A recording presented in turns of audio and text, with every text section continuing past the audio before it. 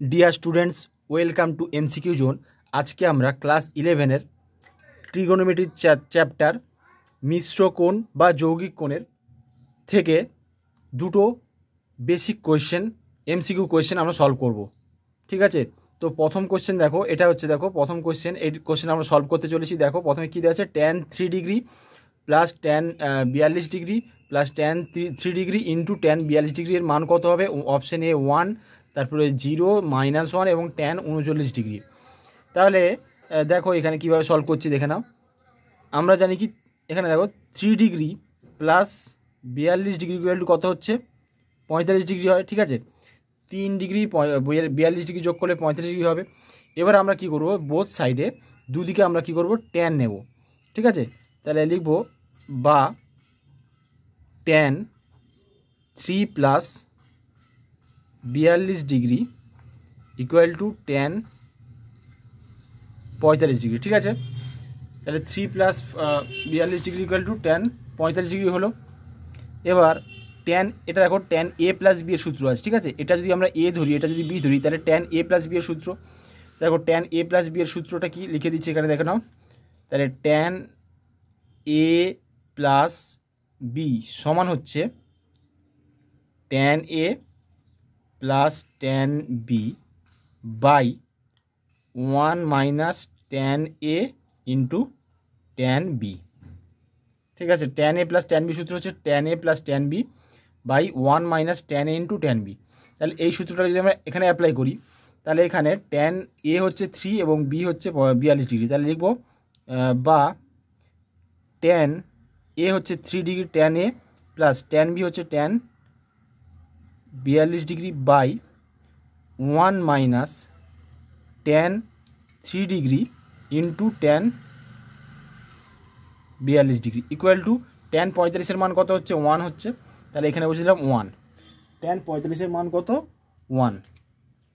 এবার দেখো, এবার আমরা কি করব, কোণাকুণি গুণ করে দেবো। ঠিক আছে, একের নিচে এক আছে। এবার যদি আমরা মাল্টিপ্লাই করি, কী হচ্ছে, কোণাকুণি গুণ করি, এখান থেকে পাচ্ছি tan 3 degree plus tan 42 degree equal two, তাহলে এটা এখানে গুণ হচ্ছে 1 মাইনাস tan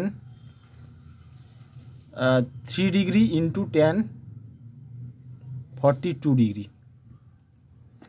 ঠিক আছে, তাহলে এবার দেখো আমাদের এই পোর্শনটা যদি আমরা এদিকে নিয়ে আসি, তাহলে কী হবে, সমান চিহ্ন এদিকে, তাহলে হচ্ছে বা tan 3 degree plus tan 42 degree, এটা এরপরে প্লাস হয়ে যাবে, plus tan 3 degree into tan 42 degree equal two 1 হচ্ছে।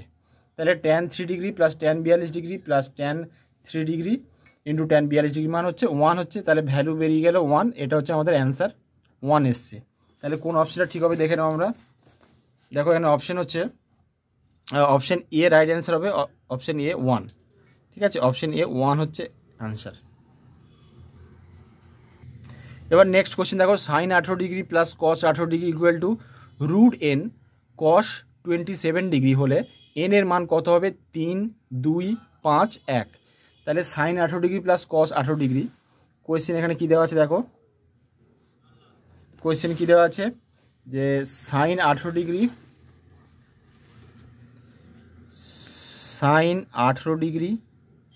Plus cos 18 degree equal to √n cos 27 degree.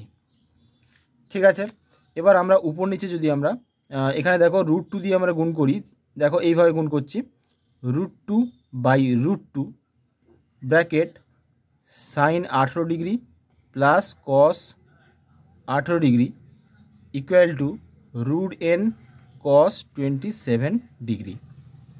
তাহলে দেখো এবার দেখো √2 এইভাবে আছে, তো তাহলে এই যে 1/√2 আছে এখানে, দেখো √2 এখানে আছে 1/√2 আছে। এই 1/√2 যদি আমরা সাইনকে এবং হচ্ছে কসকে গুণ করে দিই, তাহলে কী দাঁড়াবে আমাদের?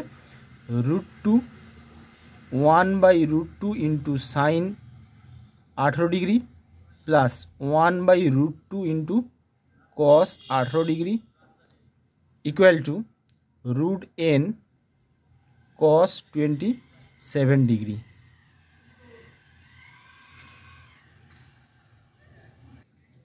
এবার দেখো তাহলে হচ্ছে √2। এবার দেখো এখানে 1/√2, 1/√2 মানে সাইন 45 ডিগ্রি হয়।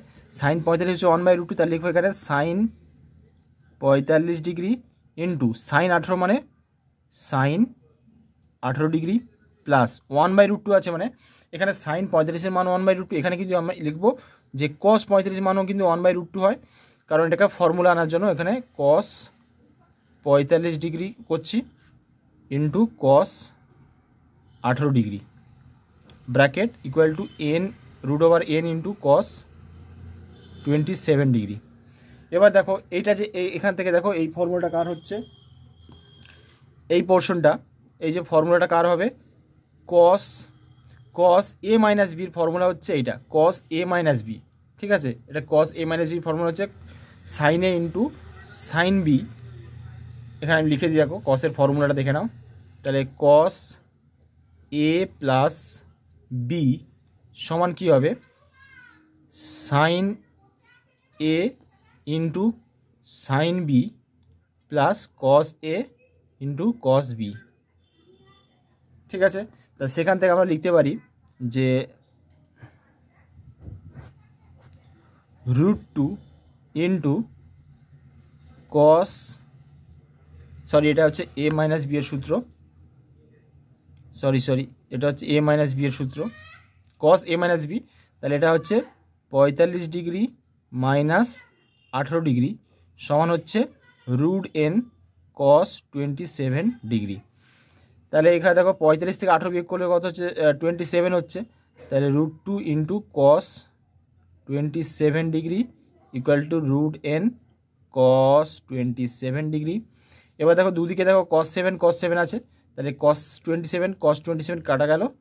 তাহলে এদিকে দেখো √2 সমান হচ্ছে √n হচ্ছে, তাহলে অতএব n সমান কত হবে, দেখো দুদিকে তুলনা করলে n সমান হচ্ছে 2 হয়ে যাবে। তাহলে এখান থেকে n পেলাম আমরা 2, n এর মান হচ্ছে 2। তাহলে অ্যান্সারটা আমরা চেক করে নেব। দেখো এখানে অ্যান্সারটা কী হবে, এখানে অ্যান্সার হচ্ছে অপশন বি 2 হয়ে গেল। থ্যাংক ইউ বন্ধুরা, দেখা হচ্ছে পরের ভিডিওতে।